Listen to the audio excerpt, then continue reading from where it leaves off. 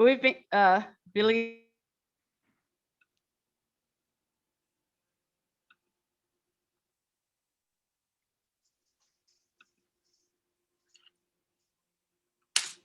Vou começar, tá bom? Eu vou pedir um minuto para vocês para fazer. A gente vai começar a passar pelo YouTube. Só um minutinho, por favor.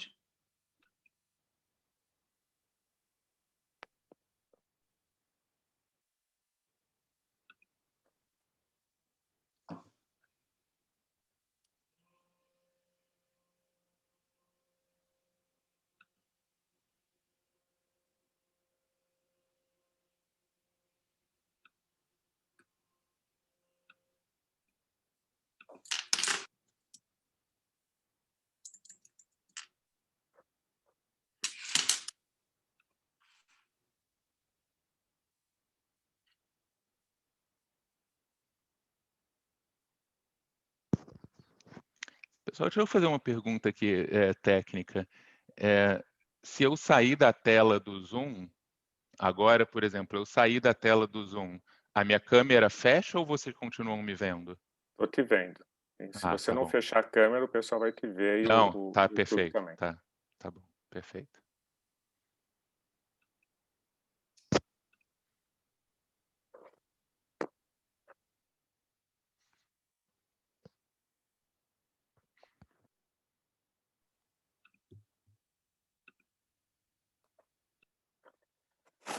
Bom dia a todas e todos.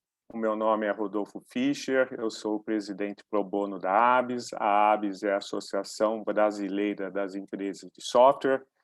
Eu estou feliz por estar aqui numa nova mesa redonda com especialistas internacionais e brasileiros para falar um pouquinho sobre as sanções ou referências com relação às sanções e penalidades, com relação à privacidade, ao redor aí de alguns países, dos Estados Unidos, da Comunidade Europeia e, obviamente, também aqui no Brasil, principalmente diante aí da entrada em vigor das sanções e penalidades da Lei Geral de Proteção de Dados aqui no Brasil. Estou muito feliz por estar organizando esse evento no dia de hoje, essa mesa redonda, de contar com o apoio do escritório ESP Padrões do Gushiken, do escritório lá nos Estados Unidos, Field and Fishers fica na Europa, e do Perkson Coie, que fica nos Estados Unidos, que temos a Leone e a Dominique aqui também presentes, e também o Eduardo do Esper Padrões de Gushiken.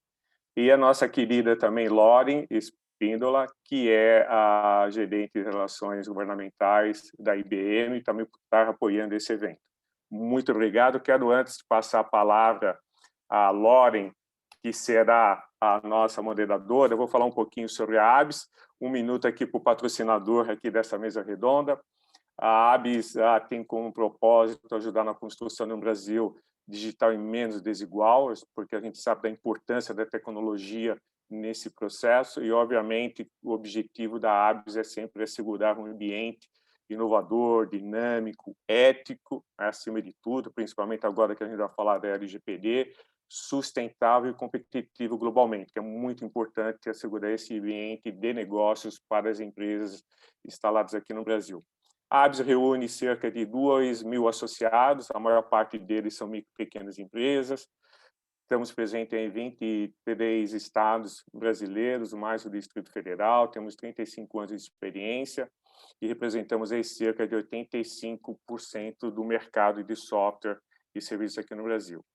E como o tema de hoje é sobre a privacidade, eu não poderia deixar de falar sobre uma iniciativa que a ABS tem, que foi elaborado junto com a UI Ernst Young, que é o diagnóstico da Lei Geral de Proteção de Dados, que vocês podem olhar, tem até o QR Code, é um diagnóstico gratuito, disponível online para as empresas e organizações, sabendo como é que ela está diante dos requisitos da Lei Geral de Proteção de Dados. Ao fazer esse diagnóstico, sai aí um nível de conformidade que é muito útil. Hoje, cerca de 4.000 organizações já fizeram esse diagnóstico, e depois que você faz esse diagnóstico, é muito interessante você saber como que você está diante das demais empresas aqui no Brasil.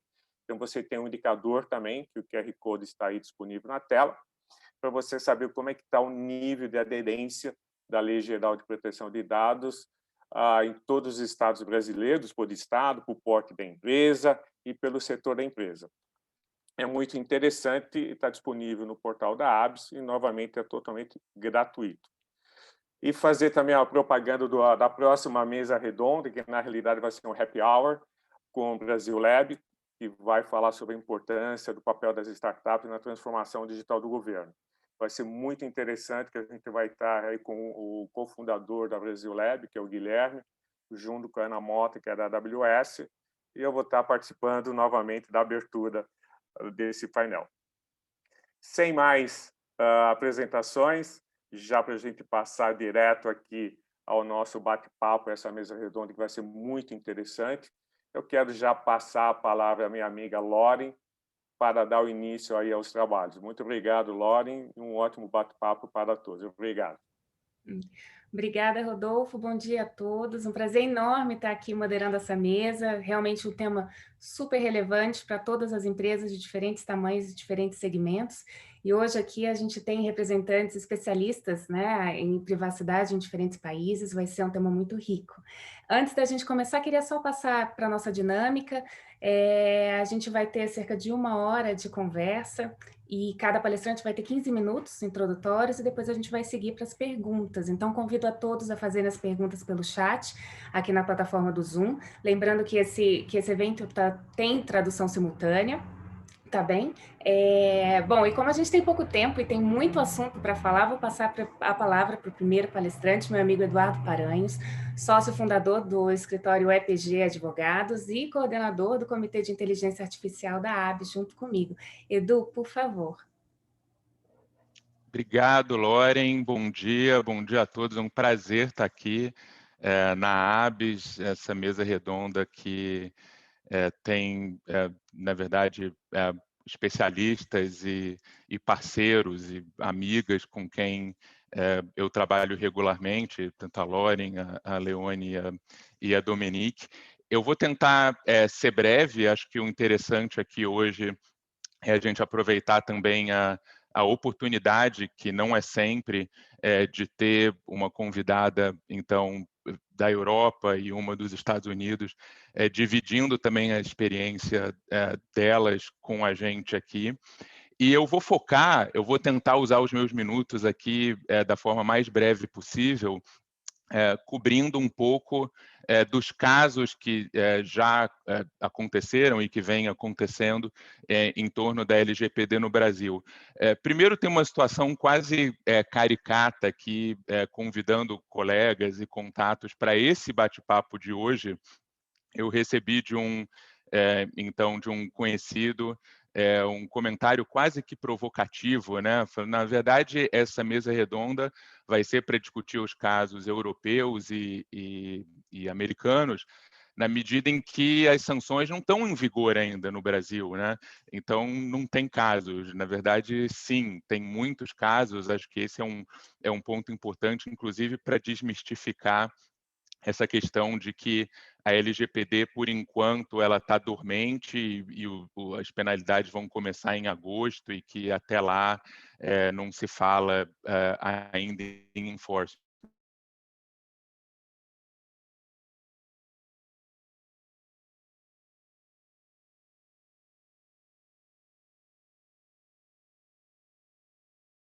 Então, nesse contexto, eu vou cobrir rapidamente, aí de maneira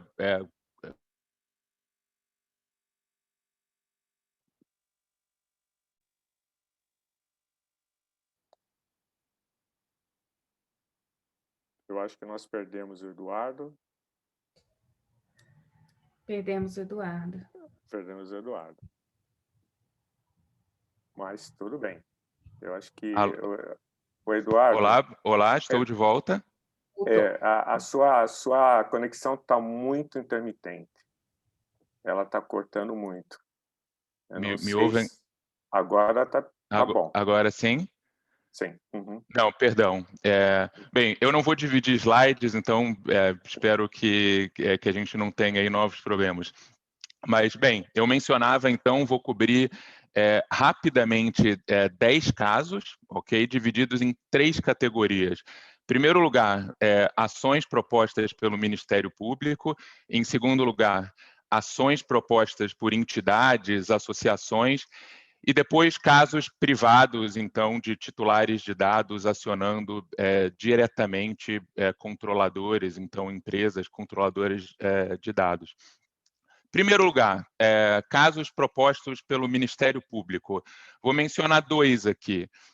Um primeiro no estado de Goiás, referente ao cadastro de inadimplência do Serasa, então um produto pelo qual o Serasa coleta informações a partir de processos judiciais em andamento e, com isso, captura dados para esse cadastro. Então, um dos titulares teve lá dados coletados e o Ministério Público propôs ação justamente questionando a irregularidade dessa coleta sem o consentimento dos titulares, mesmo sem uma ordem judicial, ou até mesmo sem que houvesse solicitação por parte dos credores desses devedores. Essa liminar foi negada em primeiro plano aqui em novembro do ano passado, justamente sobre o fundamento de que os dados eles são públicos no escopo das ações judiciais e que, com isso, não haveria, pelo menos em sede de liminar, razão para que se obstasse o uso desses dados. Segundo lugar, um caso que tem muita evidência também, está bastante comentado, também proposto pelo Ministério Público, nesse caso no Distrito Federal, e novamente envolvendo também o Serasa, referente à loja online e prospecção de clientes, serviços do Serasa onde há venda de dados a partir de determinados parâmetros. Esse caso, no Distrito Federal, então, inicialmente teve a liminar negada pelo juízo de primeira instância, porém, em sede de agravo, então, como recurso, a liminar foi concedida, então, obstando a funcionalidade e a operação desses 2 serviços, pelo menos no curso do processo. Passando para ações propostas por instituições, aí, entidades ou institutos, também uma ação primeira que eu vou tratar de enorme repercussão recente aqui no estado de São Paulo, envolvendo a concessionária do metrô, Via 4, e nesse caso sobre a tomada de imagens de usuários do metrô, então dados biométricos de usuários do metrô, utilizados não para segurança, mas para fins publicitários, com serviços atrelados às telas em uso no metrô e nas estações. Nesse caso, uma ação proposta pelo IDEC, Instituto de Defesa do Consumidor, a qual depois aderiram a Defensoria Pública como litisconsórcio, então ingressando formalmente como litisconsórcio, e depois o Instituto Alana como amicus curiae, em relação, em especial, a imagens capturadas de crianças. Nesse caso, já houve, inclusive, sentença, agora, o mês passado, estamos falando aí de poucas semanas atrás, condenando a concessionária ao pagamento de R$100 mil a título de danos coletivos e a obrigação de abstenção do uso dessas telas com a coleta de dados biométricos. O caso, claro, vai ser discutido ainda, não quero fazer aqui um juízo de valor, vai ser discutido em segunda instância, em recursos, mas é um caso emblemático pelos temas que estão sendo tratados ali. Há também, nesse contexto das entidades, casos iniciados por entidades ou associações, uma série de casos do Instituto Sigilo, uma de maior repercussão contra o Facebook, relacionada ao compartilhamento de dados intragrupo, então WhatsApp e Facebook, em especial pela mudança da política de privacidade do WhatsApp, que foi muito discutida, Esse caso teve a liminar negada aqui em São Paulo, também recente, há poucas semanas, pelo juízo de primeiro grau, justamente com o entendimento de que não houve, pelo menos em sede de liminar ou nessa análise preliminar, nenhuma demonstração efetiva de que esse compartilhamento geraria um uso ilegal ou indevido dos dados. Então, que seria necessário, de fato, se exaurir todo o processo e as provas que deveriam ser discutidas no âmbito da ação e não em liminar.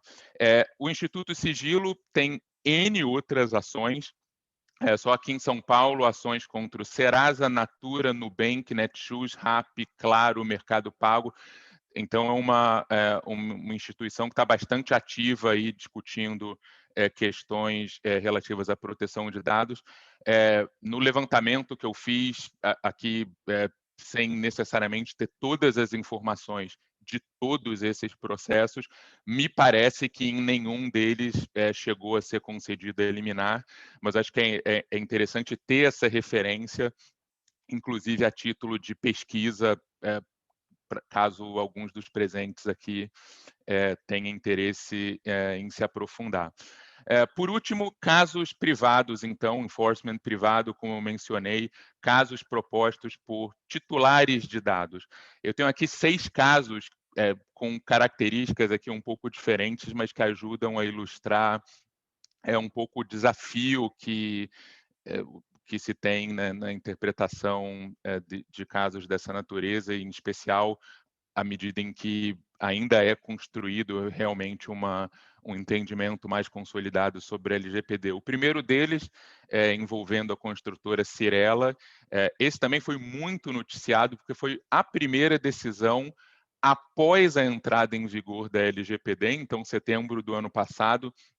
Um par de dias depois, teve a decisão de primeira instância no caso, muito criticada também, independente da questão de mérito, mas justamente o caso ele correu desde o início até um par de dias antes da sentença, dentro de um período sobre o qual a LGPD ainda não estava vigente, porém, dias depois, então, essa decisão foi tomada. E o caso envolvia o compartilhamento de dados pela construtora com empresas parceiras da construtora, que então passaram a acionar o titular de dados proativamente com oferta de serviços, de produtos. Então, o titular, se sentindo lesado com esse compartilhamento, iniciou a ação e foi bem sucedido em primeira instância, com a condenação por R$10 mil a título de danos morais em relação a esse uso indevido. O próximo caso também, mais uma vez, em relação ao Serasa, envolvendo o compartilhamento de dados aí de telefone ou dados pessoais de titulares de dados. Esse caso de Rio Preto, aqui no estado de São Paulo, com uma sentença proferida em abril, justamente entendendo que esse compartilhamento excessivo de dados ou dados além do necessário justificariam também a concessão, a condenação por danos morais, nesse caso específico, arbitrados em R$4 mil.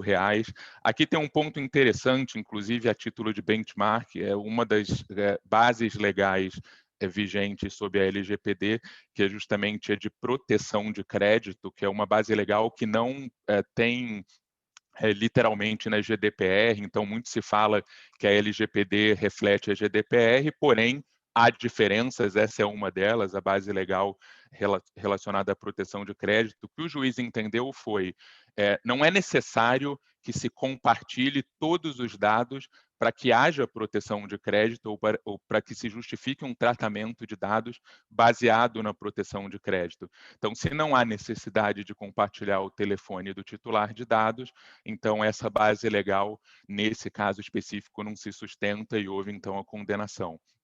Próximo caso contra a Eletropaulo, então envolvendo, a partir do vazamento de dados que aconteceu, aí foi bastante também comentado e público, da Eletropaulo. A empresa foi acionada, na verdade, com dezenas de ações por titulares de dados, aparentemente muitos deles provocados, de certa forma, também por institutos de proteção de dados que comunicavam o fato de ter havido esse vazamento e que a empresa deveria responder judicialmente por esses vazamentos. E essa sentença que eu vou mencionar agora, de abril desse ano, em Osasco, eu considero emblemática, então é um caso que merece ser lido, porque nesse caso o juiz de primeira instância, então, entendeu que, e de uma maneira muito bem fundamentada, que apesar de ter havido vazamento, a empresa, então o controlador, proativamente comunicou os titulares, tomou todas as medidas necessárias, reforçou a segurança e que não foi comprovado nenhum dano moral ou material, e sim a intenção do titular em se fazer valer desse mecanismo, apesar de a empresa ter agido de forma aí, bastante responsável sobre o tema. E então os danos morais foram considerados improcedentes. A Eletropaulo saiu vitoriosa desse caso em primeira instância, ainda deve ser discutido posteriormente. Por outro lado, e aí eu passo para o próximo caso, envolvendo uma situação muito parecida, também a Eletropaulo, um titular de dados, uma sentença absolutamente recente agora, da semana passada, sexta-feira da semana passada, mesmíssimas circunstâncias, porém esse caso em São Bernardo do Campo, onde a Eletropaulo foi condenada ao pagamento de R$10 mil a título de danos morais. Claro que pela sentença a gente não tem todos os detalhes do caso, mas o que talvez possa diferenciar um do outro, que nesse caso de São Bernardo do Campo, o juiz menciona de fato um inconveniente que teria havido ao titular dos dados, pelo fato de que a partir desse vazamento ele passou a receber uma série de contatos indevidos ou de marketing que de alguma maneira teriam gerado, no entendimento do juiz, danos morais. Por último, casos aqui privados, um também muito interessante, foi bastante noticiado, inclusive na revista Veja, envolvendo o portal de notícias chamado Metrópolis, de Brasília, Distrito Federal, onde o portal publicou uma notícia envolvendo dirigentes sindicais, e nessa notícia colocou cópia dos contra-cheques e dados financeiros desses então, titulares de dados. Nesse caso, então, o juiz ou a juíza entendeu que sim, houve dano moral, punível aí nesse caso com R$30 mil, pelo uso excessivo das informações. Esse caso também é muito interessante do ponto de vista acadêmico, porque tem uma questão primeira, antes de discutir se foi ou se não foi indevido ou excessivo o uso desses dados, tem uma questão primeira que a LGPD expressamente não se aplica ao uso jornalístico. Então, a gente pode aqui discutir, mas o uso foi excessivo ou não foi excessivo? Talvez mesmo que considerado excessivo, eventualmente teriam outros diplomas, aí o Código Civil, ou, enfim, outra legislação que pudesse amparar uma punição ao portal, se fosse o caso, porém é interessante verificar que não existe uma exceção à não aplicação da LGPD para fatos jornalísticos, pelo menos prevista na própria LGPD ou em relação à legislação de privacidade. Ainda assim, a decisão cita vários itens da LGPD e não tratando aí justamente dessa exceção, que é uma exceção expressa. Na Europa existem também exceções semelhantes, seria interessante ouvir também das nossas colegas outras experiências relacionadas a esse ponto. Há também, para quem acompanhou, notícia de um caso também muito recente, de sexta-feira da semana passada, envolvendo uma busca e apreensão, essa que teria sido a primeira busca e apreensão de uma corretora de planos de saúde, então busca e apreensão por computadores celulares na empresa e no domicílio de funcionários da empresa. Essa ação foi noticiada na coluna do Globo pelo Lauro Jardim e aparentemente não se tem muita informação sobre o caso, ou colegas com quem conversamos, e não há muita informação disponível, mas existe essa evolução dos casos. Eu acho que esses casos ilustram aqui,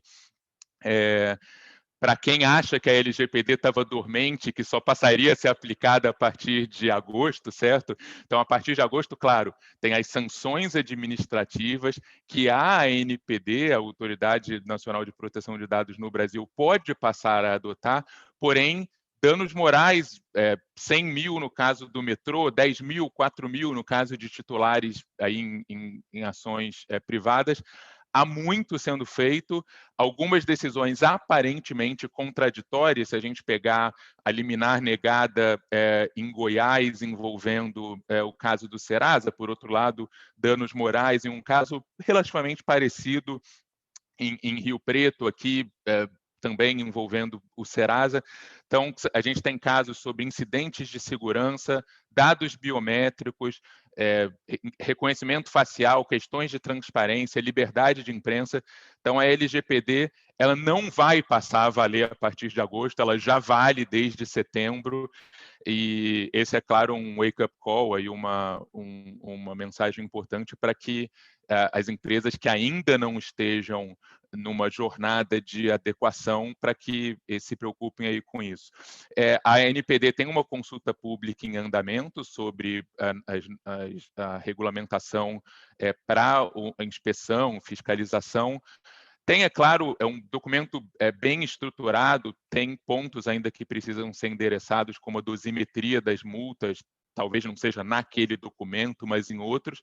E um tema importante, esse documento menciona a forma de coordenação com outros órgãos e entidades públicas. Então, Senacom, Procon, CAD, quer dizer, de que maneira esses vários atores vão atuar em conjunto no enfrentamento dos temas. Eu poderia ficar aqui, mas facilmente 1 hora discutindo todos esses temas. Eu agradeço e passo a palavra de volta para a Lauren, pedindo desculpas já por ter passado um pouco do tempo. Imagina, obrigada, Edu. Realmente, o tema é instigante, né? E é isso, a gente acha que as sanções vão começar só em agosto, mas não tanto de casos que a gente já tem aqui. E várias coisas interessantes que você pontuou, uma delas eu acho que dá para chamar a atenção, a consciência dos brasileiros na importância dos dados, né? Que antes ninguém dava importância para isso, agora a gente já tem isso na população disseminado também. E um ponto que a ANPD, né, a Miriam sempre fala, que a ideia é que os controladores sejam proativos. Então, nesse caso da Eletropaulo, super interessante, eles foram antes, né, viram que teve o vazamento e agiram antes. Obrigada, Edu, espero que a gente possa aprofundar nesses temas mais à frente. E agora, passando a palavra para os nossos colegas aqui, que vão trazer experiências internacionais. Passo para Dominic Shelton, que é sócia do escritório Perkins Coie, na Califórnia, nos Estados Unidos, especialista em privacidade, em segurança de dados, cybersecurity, e foi recentemente eleita uma das advogadas mais influentes na área. É um prazer enorme ter você aqui, contar com a sua experiência. Dominic, por favor.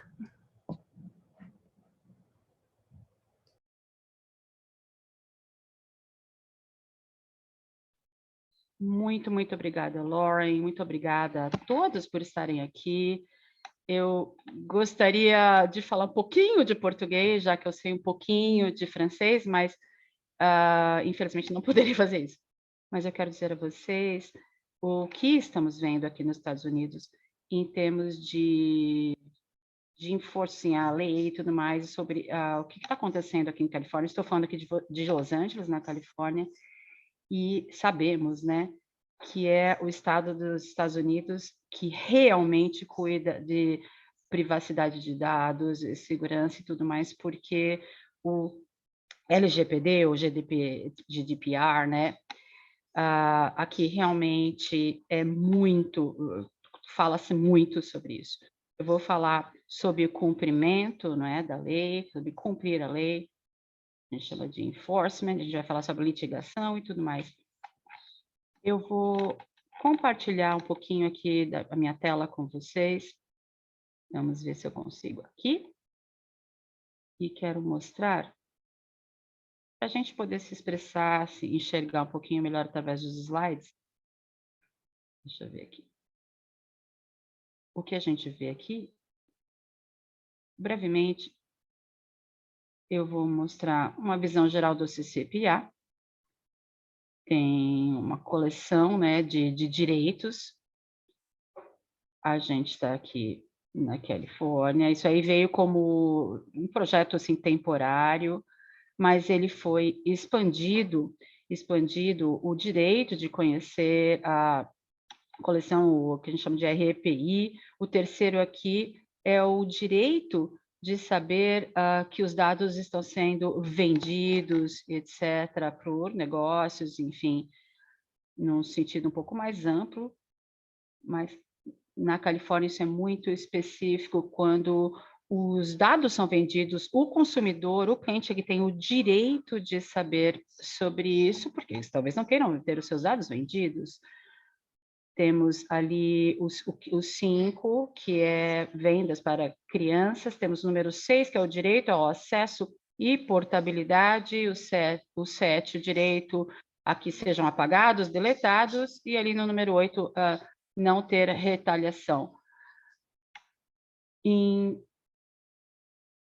2023, 1º de janeiro de 2023, é bem parecido com todas as leis que já se conhecem sobre o tipo de ação que se faz, mas cada contrato não vai ser um contrato assim, aprovado por controladores, etc., mas a pessoa com termos contratuais, provisões, e o controlador que vai trabalhar com qualquer fornecedor, etc., ele vai ter que ter tudo isso em mente, e os consumidores, eles não querem saber apenas, não saberão se só os dados foram coletados, mas eles terão direito a acessar os seus dados, também terão direito de saber que os seus dados foram vendidos, não apenas vendidos, mas também compartilhados. E aqui a gente fala sobre dados de cookies, né? Isso tem sido muito falado. Marketing, toda essa parte de marketing digital está ficando muito forte, todas essas, através de WhatsApp e tudo mais, Instagram, vai ter muito foco agora. Todos os dados digitais. Haverá também no número 4 ali o direito de optar na questão de vendas ou compartilhamento para adultos.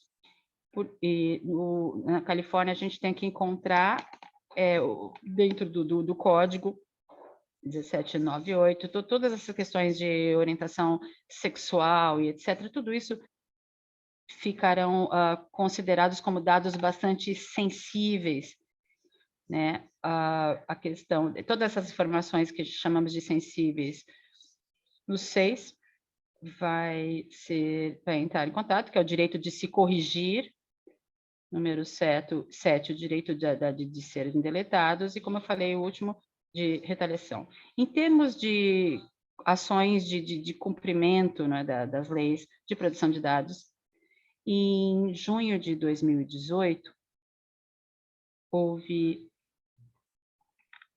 fazia já um ano, onde todas essas ações, né, estavam sendo todas muito fortes, e começando em 2020, foi quando formalmente a proteção de dados, ou seja, o GDPR, de fato começou a funcionar dessa maneira, e com muitas ações. Eu estou colocando aqui na tela, não é informação pública, tá? Só as empresas recebem essas cartas, só as que recebem sabem que elas têm isso.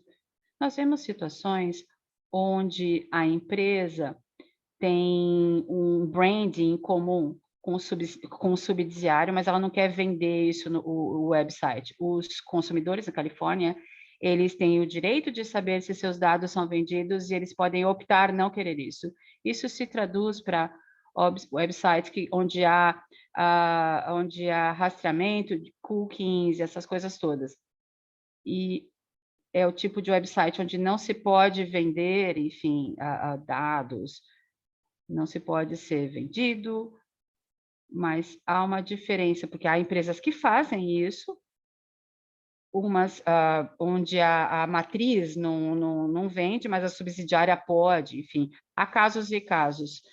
Diferente do GDPR, o CCPA, ele é muito didático, ele é bem restritivo, e como é que isso é apresentado ao público e qual é o conteúdo que deve seguir a política de privacidade. A política de privacidade, às vezes, ela falha no CCPA ou nos direitos que opera na Califórnia, e isso chegou a um processo de ter esse reforço, enfim, esse cumprimento. Nós temos regulações para CCPA, onde nós requeremos essas informações, quais dados são coletados, quais são as categorias da coleção de dados, e elas são compartilhadas por categoria. E quando as pessoas não estão fazendo isso, quando as empresas não estão fazendo isso, elas recebem essas cartas dizendo, por favor, siga, por favor, faça.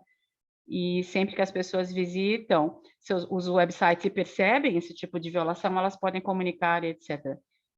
Se você tem muitos visitantes no seu website, ou seja, é importante, você pode ver que há violações e pode chegar a um número bastante alto em questão de punição, de multas, etc. No que tem a ver com cookies ainda, existe uma exceção na doutrina da venda, né, que seguem padrões,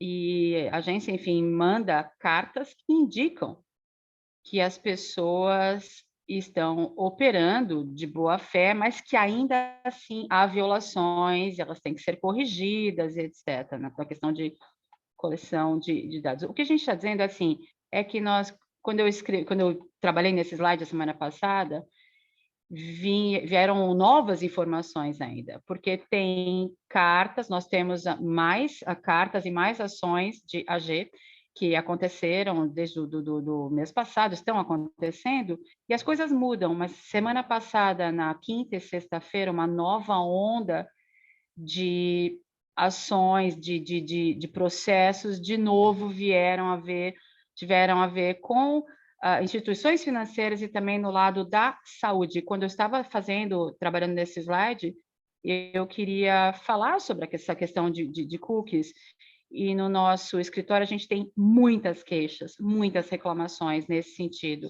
até inclusive ligadas à Covid e tudo mais. A gente tem um tracker, assim, um rastreador de litigação de CCPA por estado, porque existem ações, que são privadas e devem ser limitadas a vazamento de dados, mas em muitas áreas. Tem mais de 135 ações judiciais por violação de CCPA, e eu quero compartilhar esse slide com vocês de 2020, no outono de 2020, tem um ano atrás, né?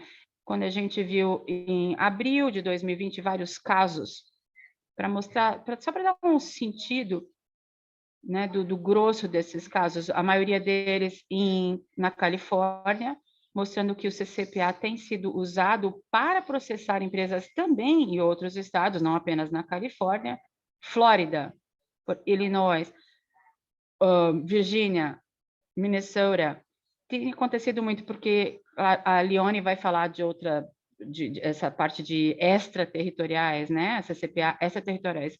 E eu acho interessante também para falar sobre a questão dos setores, indústrias diferentes, quer dizer, às vezes as pessoas pensam assim, Califórnia,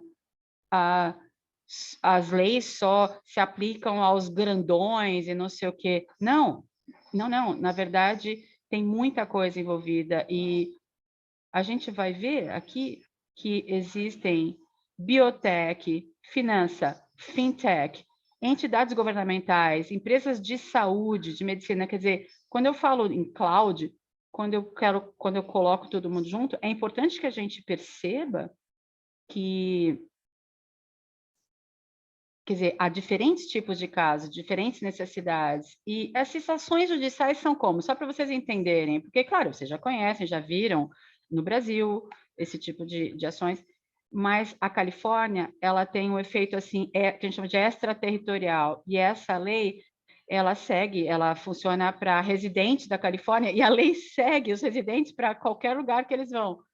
Quer dizer, não, o cara pode estar no Brasil sendo processado, né, por uma coisa que aconteceu na Califórnia, etc. Então, eles seguem. E é importante, porque empresas são acionadas, elas são processadas por violações, onde aqui uma empresa estava vendendo dados, tinha a ver com dados relacionados à saúde, e os dados foram coletados, né, informações de saúde, mulheres que estavam interessadas em ficar grávidas, e aí as pessoas ficavam rastreando ali os dados, etc., deu um problemão. Tem também ações judiciais atrás de empresas de processamento de software e tudo mais, que ficam, para motivos de publicidade, ficam compartilhando dados. Nós representamos muitas empresas que, claro que vocês vão ler mais detalhes depois e tudo mais, e eu deixarei disponível, mas o nosso rastreador, né, de CCPA e todos esses casos, o que eu diria para ações individuais, $750 por violação, porque é um ponto alto, porque esses casos, eles têm sido trazidos por milhões de visitas aos websites, e eles acabam expondo demais, de uma forma potencial. Eu vou voltar para a Lauren com uma palavra só para dizer que a gente vê que as empresas públicas, onde os acionistas estão sendo super acionados, assim, processados, porque eles, de fato, estão fazendo as coisas de uma forma inadequada, estão operando o GDPR e o CCPA de uma forma errada, e vocês vão ver já, logo, logo, a LGPD também vai estar ali atuando, porque sabendo que as empresas, não importa que elas estejam no Brasil, mesmo sendo brasileiras, mas fazendo negócio nos Estados Unidos, elas vão estar seguindo bastante tudo isso, e aí eu quero voltar a palavra, então, para a Lauren. Muito obrigada. Muito obrigada, Dominique. Muito interessante sua fala, vários pontos. De novo, né, pegando naquilo que são diferentes setores, não foca apenas, né, no setor de tecnologia, tem diferentes governamentais, saúde, enfim, e a questão do marketing, né, a gente está vendo isso também, essa enxurrada aqui no Brasil. Enfim, obrigada, vou passar a palavra para a Leone, e aí a gente volta depois com mais perguntas. A Leone Power, que é sócia do escritório Field Fisher, na Inglaterra, atuando também na Irlanda, especialista em privacidade, governança de dados, cibersegurança. Leone, por favor.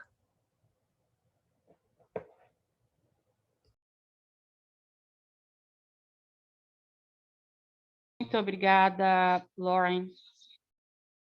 Boa tarde, pessoal. É um prazer estar aqui. Eu estou aqui, é de tarde. É um tópico fascinante, porque, como a Dominique falou, há tantas combinações, na verdade, dessa legislação, ou seja, e são coisas interessantes de serem discutidas para falar esses padrões, o que está acontecendo na prática, na verdade. Antes de eu apresentar alguns dos meus slides e algumas prioridades, deixa eu me apresentar. Meu nome é Leone Power, eu sou uma parceira ali na Field Fisher, e no Reino Unido, e também o Irish Lawyer. Eu participo aqui do escritório no lado da Inglaterra, e como a Dominique mencionou, existem um número de áreas onde o GDPR já vem, e claro que também a legislação brasileira, né, relacionada ao CCPA. O GDPR basicamente é a maior parte, né, da legislação, particularmente para todos esses propósitos, basicamente, empresas que precisam trabalhar e aplicar esses princípios na prática. Existem multas significativas, é claro, mais de 20 milhões assim, do nosso turnover foi por causa disso, do nosso turnover, enfim, do ano. E no próximo ano também vai acontecer muita coisa relacionada a breaches, né? a vazamento de dados. Vamos falar um pouquinho sobre as prioridades, sobre as tendências, o que acontece nos reguladores, tanto na União Europeia e no Reino Unido. Em 2020, 2021, tem a ver muito com a cybersecurity, né? Segurança cibernética, ou seja, o contexto, quer dizer, 1/4 recebeu relatórios instantâneos, assim, na ordem de 500. E, na verdade, o CNIL é um dos top 3, assim, as prioridades de cumprimento da lei de 2021 tem a ver com a cybersecurity, segurança cibernética, e porque é importante a segurança de dados, é uma prioridade, tem um foco também na e-privacy, ou seja, para a privacidade eletrônica, né, o vazamento deles. E existe aí uma continuidade onde se emitem multas, onde nós, por exemplo, temos aquele problema da Canadian French, que processaram a Amazon, e teve também uma multa de 30 mil euros nos reguladores espanhóis, foi aplicado para eles, relacionada a vazamento de cookies e tudo mais. E outras organizações também tiveram multas um pouco menores, mas, enfim, o ICO recentemente começou suas investigações em tempo real nessa área de publicidade digital. É interessante ver como esse tipo de investigação é colocado em prática. E, claro, nós temos a nova regulação na questão de e-privacy, ou seja, privacidade eletrônica, que está sendo aí elaborada, projetada, muitas coisas vão acontecer em termos de multas também. Como a Dominique mencionou, uma das coisas mais importantes do GDPR, também o CCPA, é essa questão extraterritorial, esse efeito extraterritorial. Esse regime na Europa de proteção de dados, ele não está falando sobre Brasil e Estados Unidos, sobre essas combinações em termos de prioridades, não é isso. Mas também, é claro, é relevante porque algumas empresas, tanto no Brasil quanto nos Estados Unidos, foram pegas pelo GDPR, né, em casos, por exemplo, vender mercadorias e serviços, ou produtos e serviços, e tendo aí, monetizando, tendo esse comportamento de monetizar através do Reino Unido, ou seja, bem, se a gente dá uma olhada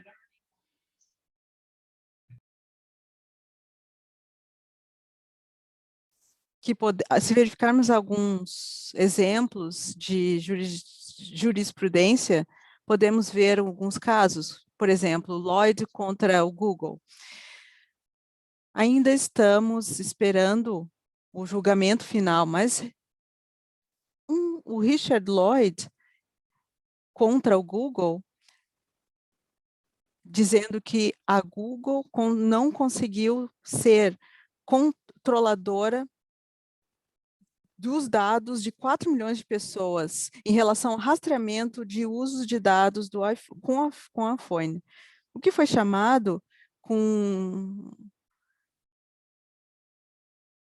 em relação ao uso de cookies através do Google,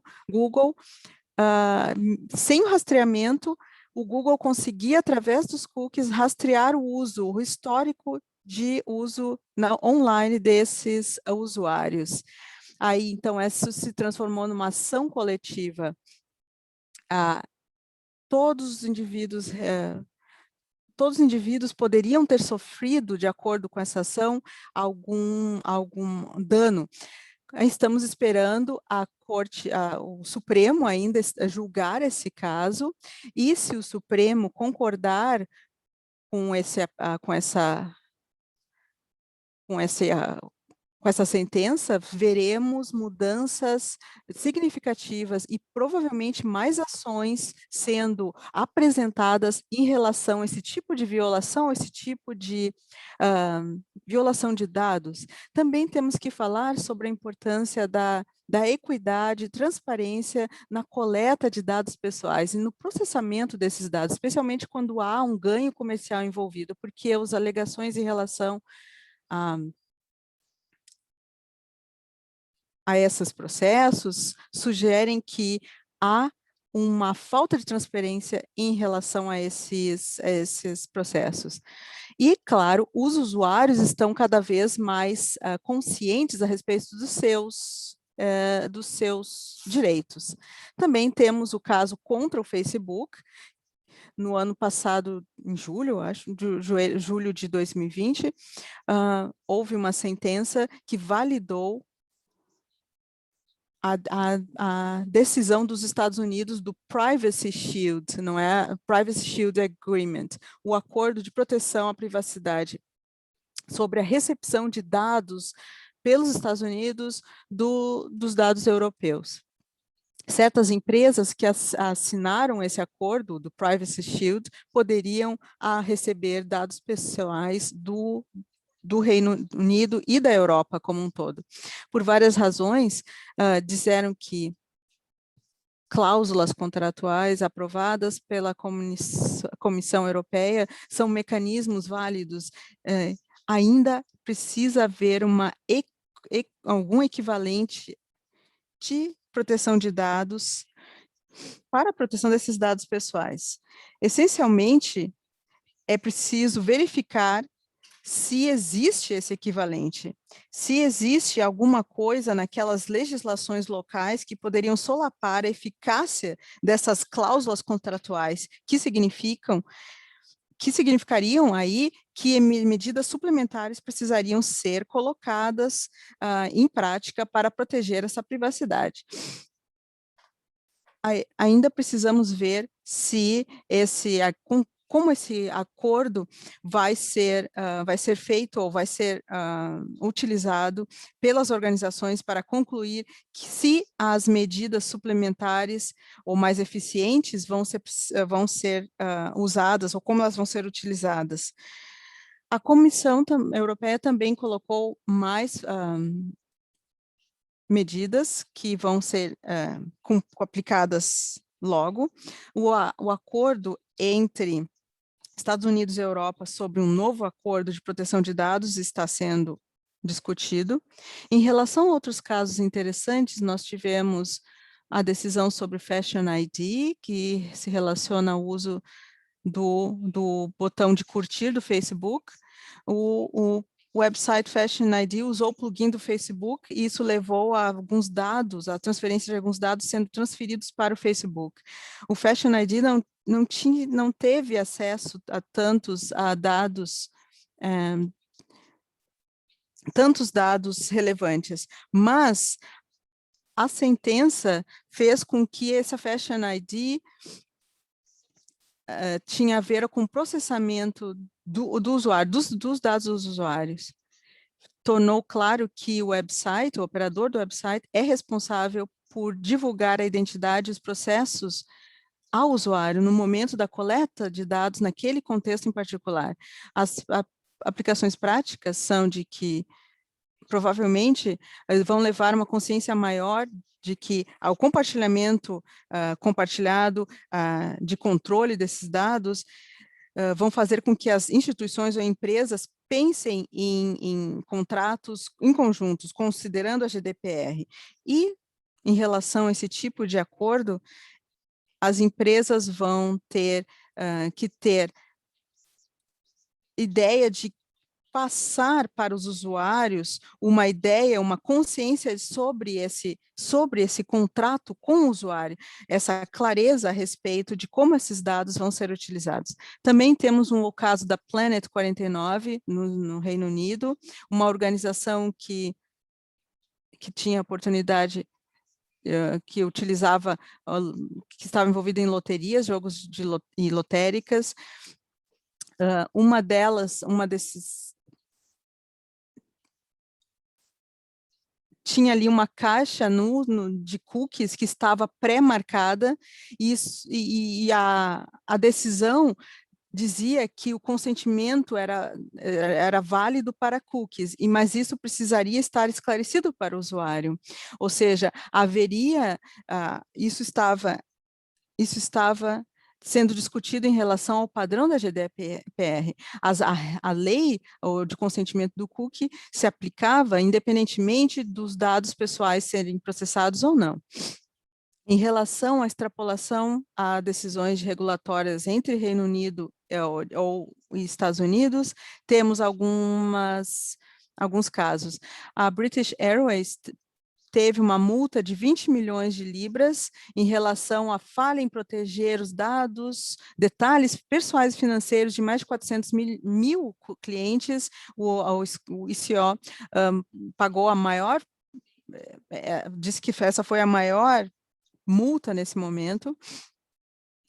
Também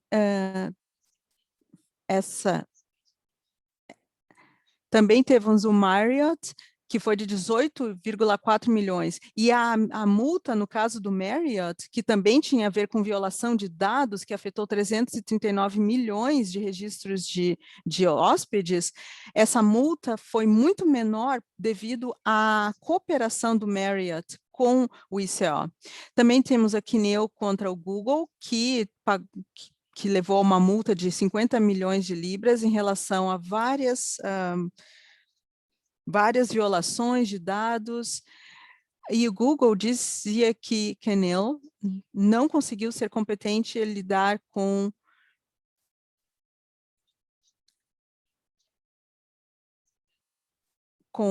a questão do cumprimento de proteção dos dados. O Google não conseguiu fazer. As notas de privacidade eram informacionais e não havia a coleta de documentos sem consentimento.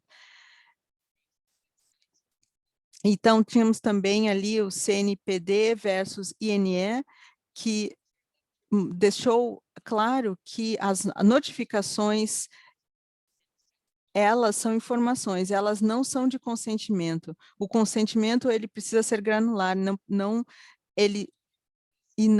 relacionado à questão da privacidade de dados.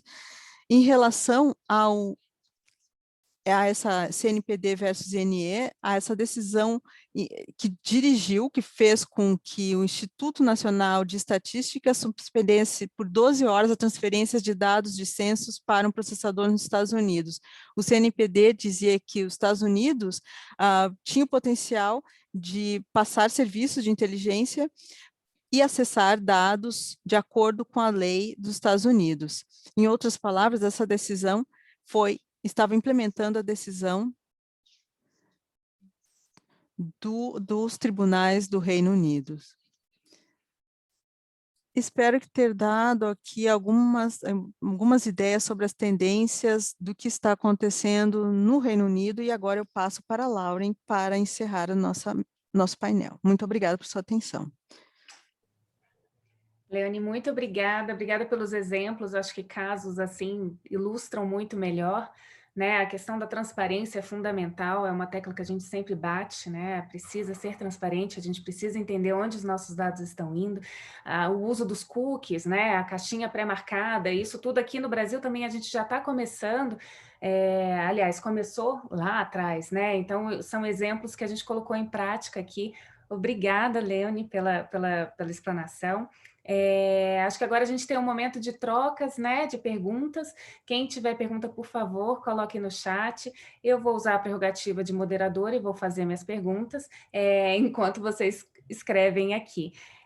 Eu acho que o mais interessante, né, do Brasil ter chegado por último, digamos assim, a gente conseguir contar com a experiência dos países que estão mais à frente, né? E a gente vê que como o Eduardo colocou, a gente já está aí com sanções, já estão acontecendo, né? As pessoas já estão tomando consciência dos dados e tal.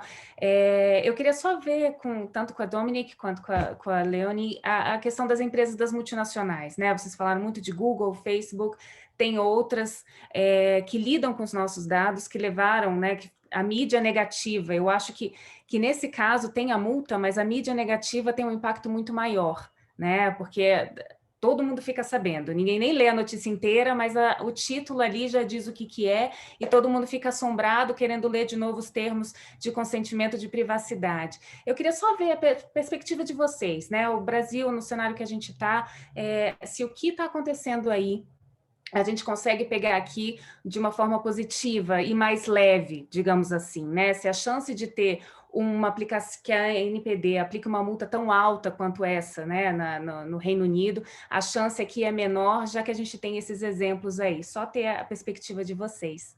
Leoni, se você puder já começar, que já estava com a palavra.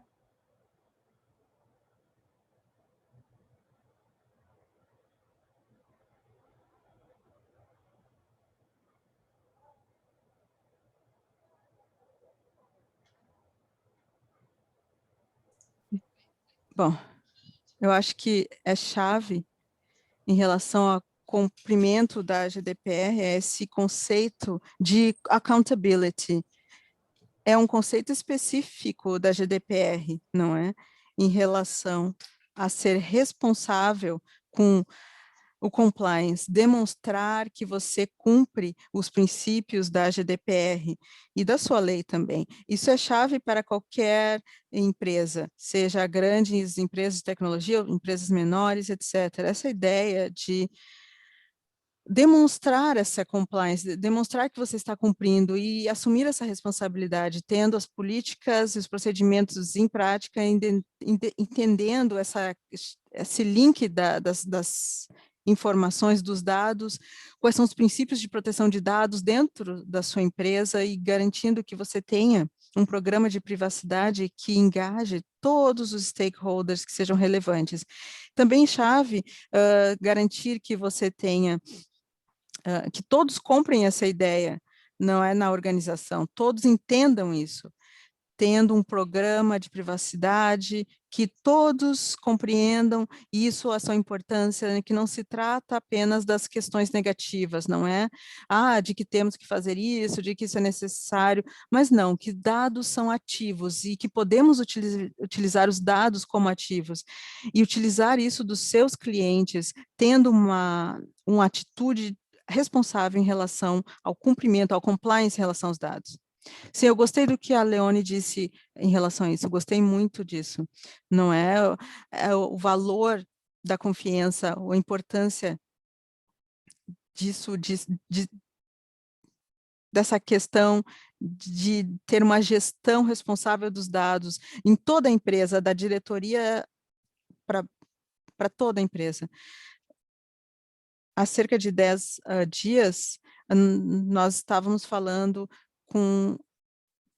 estava numa reunião com uma grande empresa e o diretor da empresa falou sobre a importância de dados. Eu fiquei inspirada por ele em relação ao uso da tecnologia. Por exemplo, agora, durante a pandemia, nós vamos aumentar ainda mais esse foco na coleta de dados, no processamento de dados, estamos utilizando mais a tecnologia para nos comunicar, etc., não é? E essas empresas, esses institutos devem trabalhar em colaboração com o governo para encontrar soluções. Eu concordo muito com o que a Leone disse. Queremos ter uma liderança sênior das empresas agora, para terem ações, tomarem ações, darem os passos agora, não esperarem até serem processados, pensarem em formas criativas, utilizando estratégias e tecnologias para fazer isso. Excelentes dicas, eu acho que é isso mesmo, dá até para brincar que essa questão dos dados e privacidade é a nova responsabilidade social corporativa, né, que era a moda antes, né, agora, se não tiver isso, a gente nem olha para a empresa, é verdade.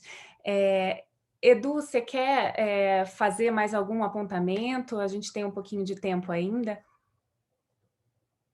Não, obrigado, Lauren. Acho que um ponto, pegando a experiência da Europa e Estados Unidos, embora tenha uma cultura consolidada tem uma estrutura bem diferente, legislações estaduais, mesmo o CCPA tem definições bastante diferentes. Acho que um aprendizado enorme que a gente pode ter do ponto de vista de, voltando a um ponto que eu coloquei quando falei, de segurança jurídica. Então, sejam penalidades mais ou menos severas, sejam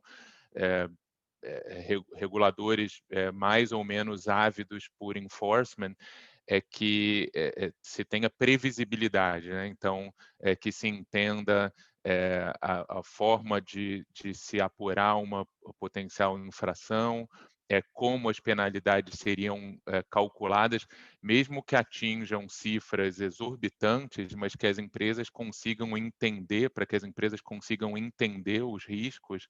Acho que é fundamental que se tenha essa visão de forma mais holística, né? Não só o que está na lei, mas a regulamentação que ainda vem, casos judiciais que, como a gente viu aí nos poucos exemplos que eu trouxe, não necessariamente estão indo na mesma direção. Então, é uma jornada, é um caminho aí longo ainda para se trilhar, e considero importante que esse diálogo aproveitando a experiência de outros países, que ele não se encerre aqui, né? Que a gente continue nessa direção. Sem dúvida. Obrigada, Edu. Tem uma pergunta do Tomás, primeiro agradecendo, né, por vocês compartilharem a experiência, e ele diz: sabemos que o tema é relativamente novo e muitos titulares de dados não estão cientes do valor e a importância dos seus dados pessoais. Como as autoridades americanas e europeias têm agido quanto à educação e inserção dos titulares de dados em empresas nesse cenário de proteção de dados? Dominique e Leonie, se vocês puderem responder.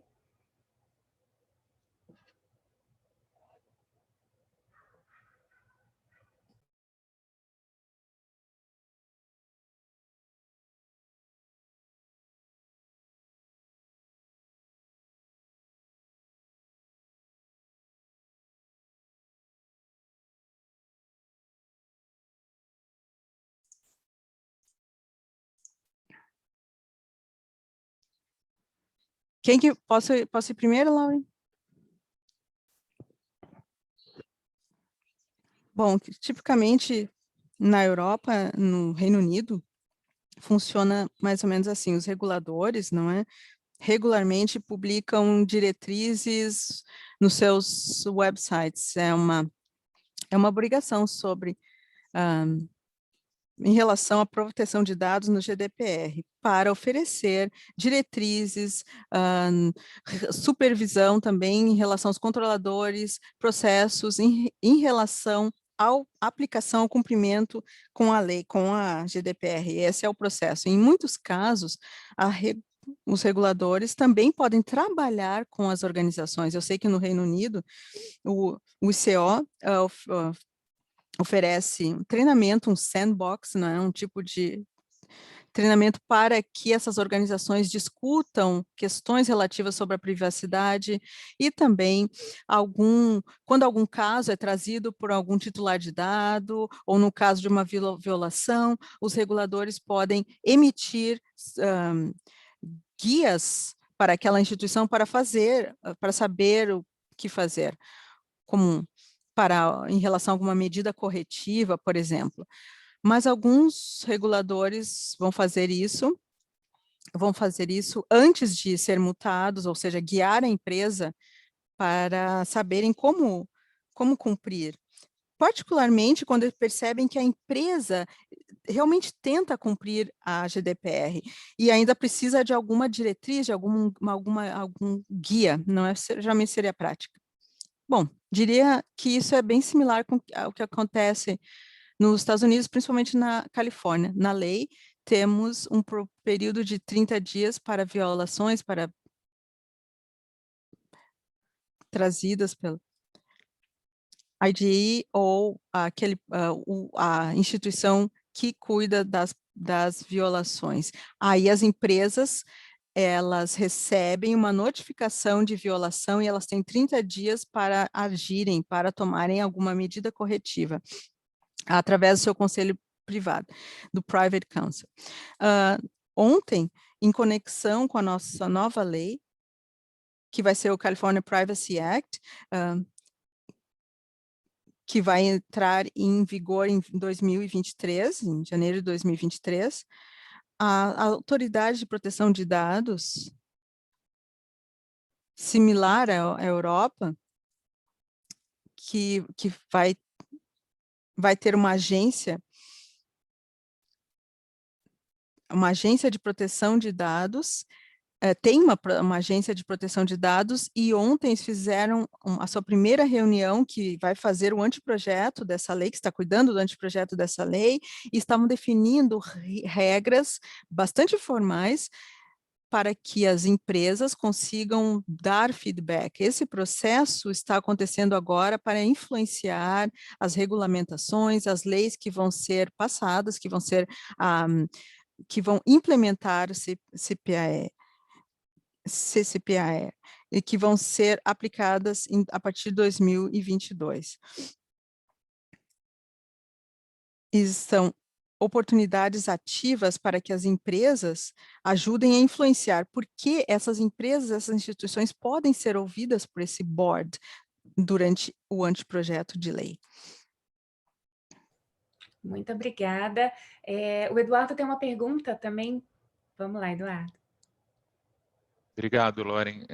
Leone e Dominique, a gente tem no Brasil parte dos desafios dessa curta jornada da LGPD, é o fato de que há diferentes autoridades fiscalizando e potencialmente buscando penalidades em relação à proteção de dados. Então, autoridades consumeristas, de consumidor, autoridades regulatórias, em breve tem a NPD, tem o judiciário. Como na Europa e nos Estados Unidos esse papel entre o regulador e outras autoridades tem sido endereçado?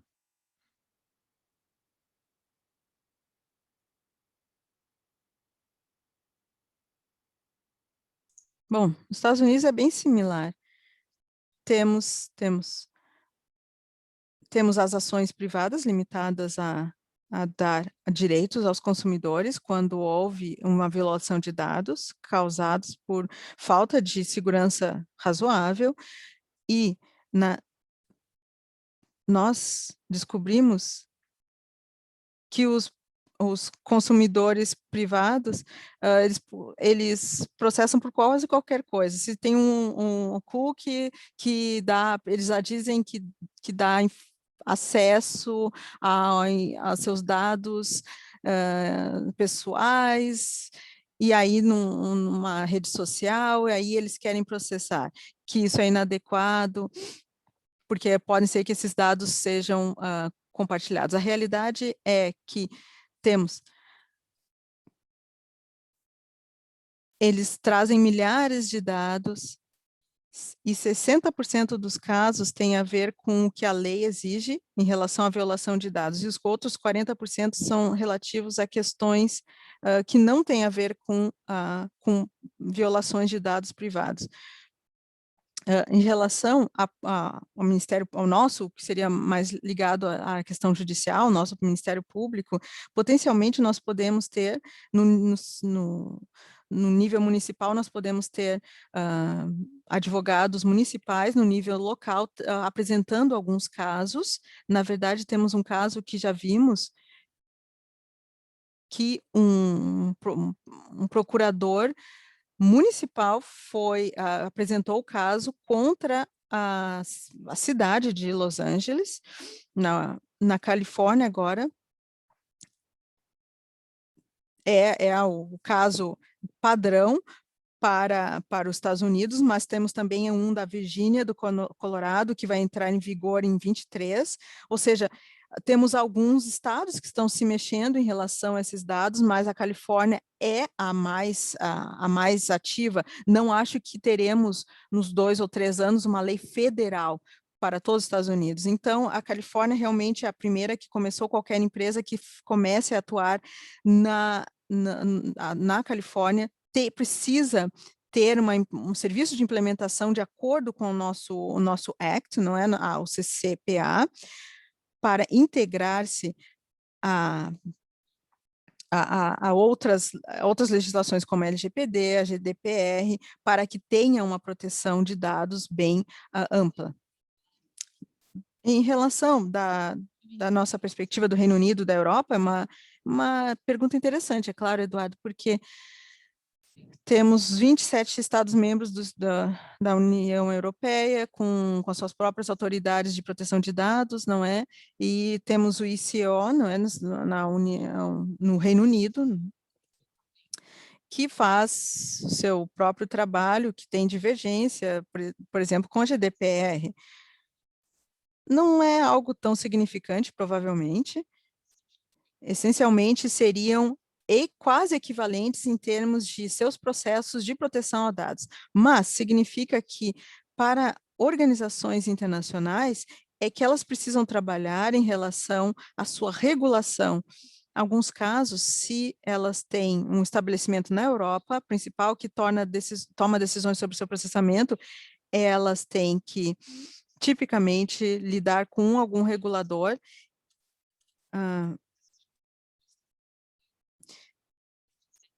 mas acho que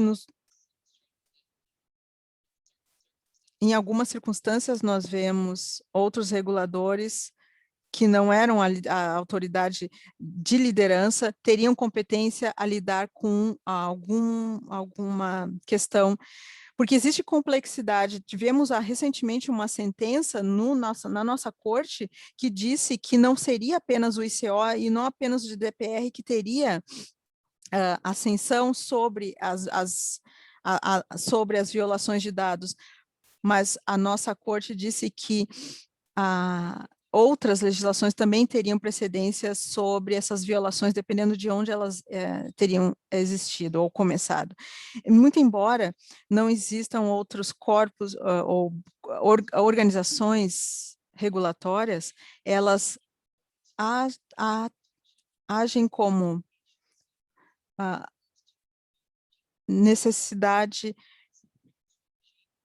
elas têm a necessidade de cumprir o regime da GDPR, porque estão atuando no setor europeu, porque elas não apenas vão enfrentar multas do ICO, mas também multas dos seus reguladores do seu setor, por exemplo, setor financeiro, etc. E como a Dominique disse, no caso da CCPA, sempre há possibilidade de ações de consumidores e processos de consumidores, e como nós vemos com Non-Avial Business e outras organizações, vemos ações, processos sendo feitos por cidadãos privados, pessoas que lidam com reclamações, várias coisas que precisam ser consideradas. Obrigada. Eu acho que nesse ponto, só pegando um pouquinho o gancho aqui, é a questão da pessoa privada, né, do cidadão. Como a Dominique disse, né, para a gente não banalizar a lei, e sair tendo inúmeros processos, até puxando um pouquinho a pergunta que o Tomás fez anteriormente, há algum exercício de educação para o próprio cidadão, para ele entender quando exatamente houve uma violação de privacidade, para evitar, né, essa banalização litigiosa enfim, fluir melhor, né, que a autoridade possa de fato trabalhar melhor? Tem algum exercício nesse sentido para que o próprio cidadão entenda quando sim, né, que ele pode recorrer e procurar justiça?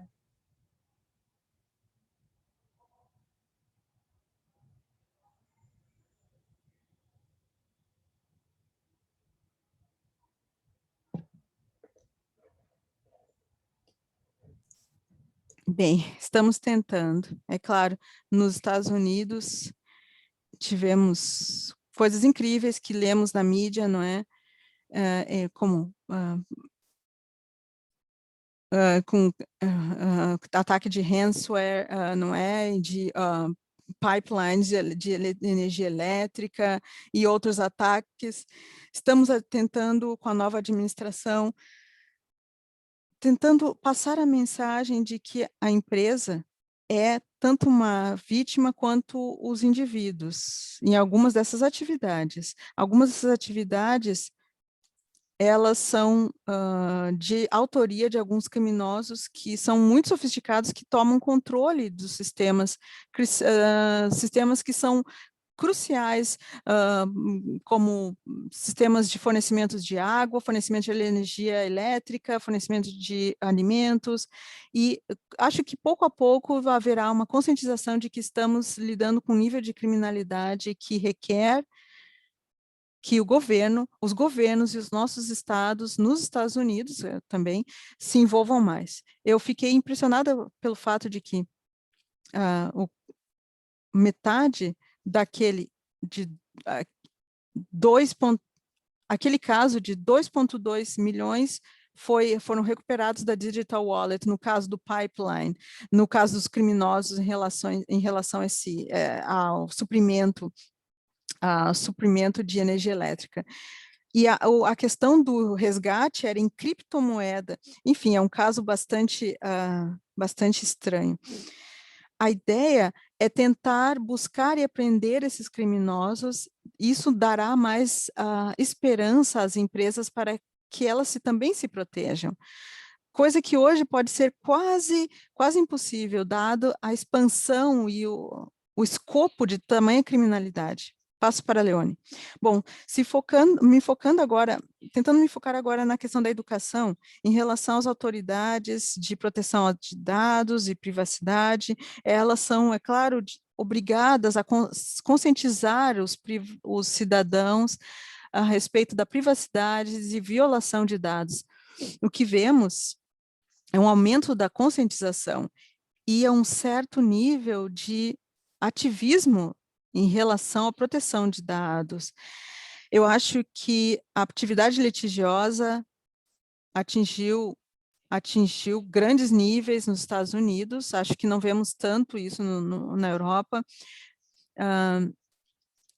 Temos algumas organizações ativistas que são muito sofisticadas em termos de seu conhecimento a respeito da privacidade de dados lá na Europa, e temos alguns alvos bem específicos delas, com as quais elas brigam em relação às suas obrigações técnicas sobre a GDPR e outras regulações. Temos, por exemplo, a None of Your Business, o grupo que tem como alvo 500 empresas enviando cartas indicando onde elas têm problemas em relação ao uso de cookies nos seus websites, e dando aí um tempo de carência para que elas se endireitem, não é, até e consertem esses problemas. Embora esses grupos ativistas, eles não são reguladores, eles pegam para si essa atividade. Esses grupos ativistas são bem sofisticados em termos de conhecimento. Não precisamos educá-los enquanto esse conhecimento. E algumas outras pessoas, elas estão ficando cada vez mais conscientes a respeito de seus direitos, e vemos mais isso no nosso espaço. Eu acho que, como a Dominique disse, alguns casos, organizações são as vítimas disso, assim como os indivíduos, e as autoridades devem também falar sobre isso. Vi ali uma pergunta no chat que lida também com isso, em relação a internamente o que a educação é e quais são os passos de compliance, não é, de aplicação dentro de uma empresa. Potencialmente, nós teríamos um conflito de interesse falando sobre a situação do Brasil, o conflito de interesse, o DPO, mas, por exemplo, nos Estados Unidos, nós não temos leis formais, mas muito escrutínio para garantir que o Chief Privacy Officer e também o Chief Technology Officer ou de privacidade também, trabalhem para encontrar formas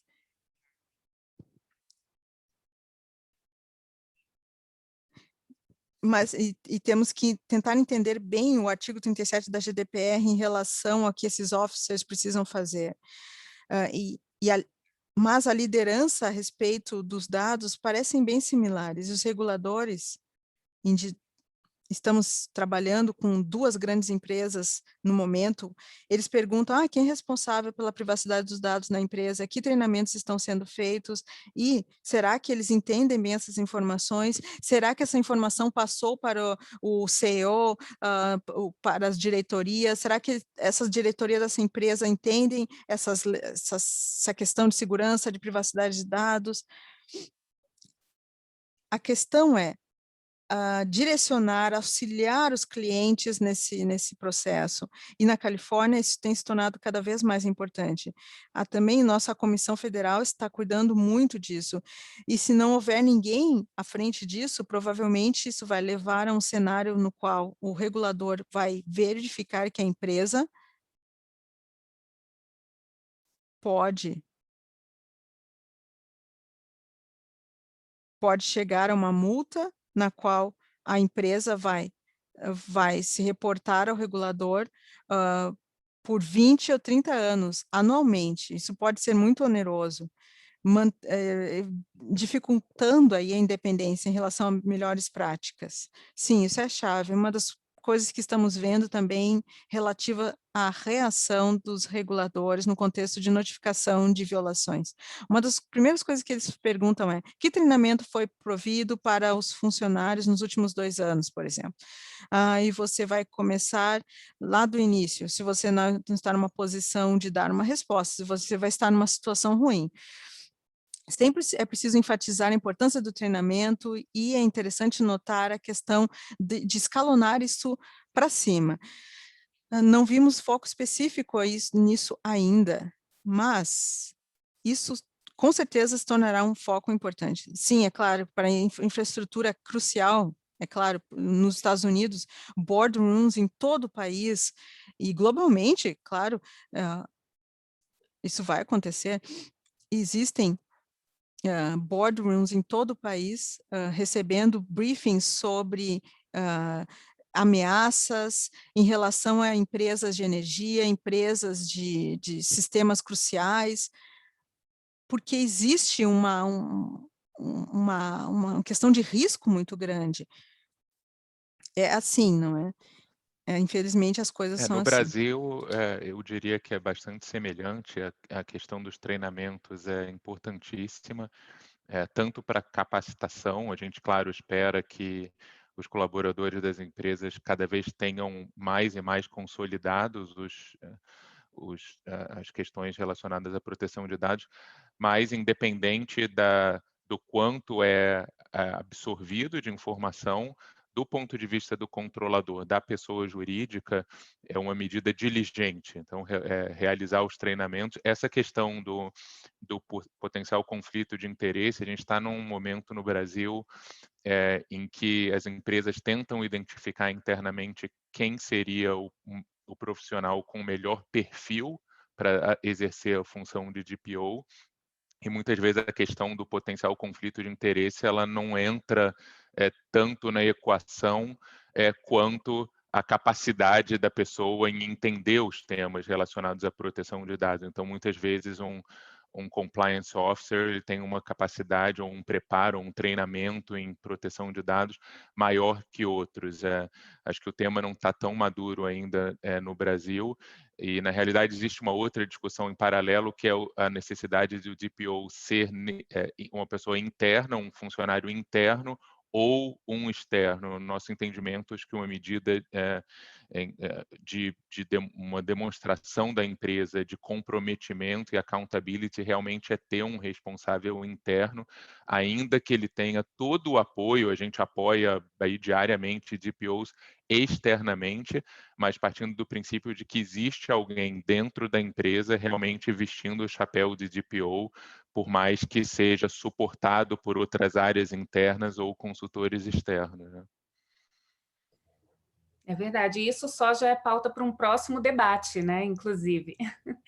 Bom, gente, em respeito ao tempo, queria agradecer a todos que ficaram com a gente até aqui, agradecer Edu, Dominic, Leone, pela troca de experiências, riquíssimo, obrigada pelo tempo de vocês, pelas explicações, foi muito rico o debate, espero que todos tenham gostado, agradeço, obrigada, foi uma honra participar com vocês, passo a palavra então para o Rodolfo, para a gente encerrar.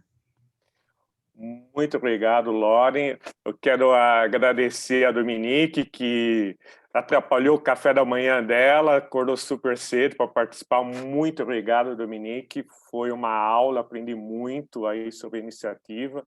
Eu acho que os Estados Unidos pode ter também um outro problema sério, quando cada estado passar a sua lei própria, então você pode ter até conflitos, né, quando você tem uma atuação nacional, então há um risco alto aí também nos Estados Unidos. E a Leone, muito obrigado também. Desculpa atrapalhar o seu chá da tarde, né? Esse tempo todo que você teve com a gente, a sua disponibilidade. Yes!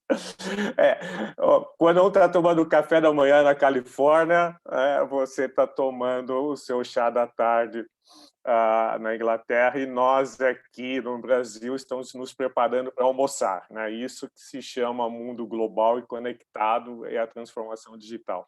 Muito obrigado. E agora o Edu aqui no Brasil, né? A Lauren também, estamos nos preparando agora para o nosso almoço. Mas foi uma aula, eu acho que uma lição que fica aqui muito importante para todos é a proatividade. Eu acho que não pode esperar, como foi dito, chegar, né, a ter um vazamento ou uma ação, ou um hacker invadir os seus sistemas para depois tomar ações, definir quem é o DPO, definir aquilo, etc. E tal. Tem que ser extremamente proativo. Se você já não iniciou um trabalho interno de ficar, vamos supor, compliance, né, adequado aos requisitos da LGPD, já está atrasado. E outro ponto que ficou também para mim, eu não sou especialista nisso, deixa eu logo afirmar, ficou muito claro, é a proatividade da empresa quando for detectado um vazamento, a ação que ela tem que ser proativa. A gente viu isso no caso da Eletropaulo aqui no Brasil, vimos no caso da Merit, que foi dito também, quer dizer, quando a empresa percebe que teve vazamento, toma as ações, vai atrás, informa os usuários proativamente. Eu acho que isso é muito importante todos terem em mente e não ficar naquela... Acho que a Lauren falou uma coisa muito importante, é a mesma coisa que aquela responsabilidade social que as empresas têm, ela tem mais uma responsabilidade agora de cuidar desse ativo que é dos seus clientes e fornecedores ou do seu ecossistema em si, né? Que aconteceu qualquer coisa com esse ativo, ela tem que ser proativa, comunicar e já tomar todos os cuidados para evitar que ocorra e, obviamente, trabalhar junto com aqueles que foram impactados. Novamente, muito obrigado a todos. Tenham um ótimo café da manhã, tenham um maravilhoso chá da tarde e tenham um excelente almoço aqui no Brasil. Muito obrigado e quero também agradecer a todos aqui, da ABS por colocar esse evento, principalmente a Jamília, a Cris e todos. Muito obrigado.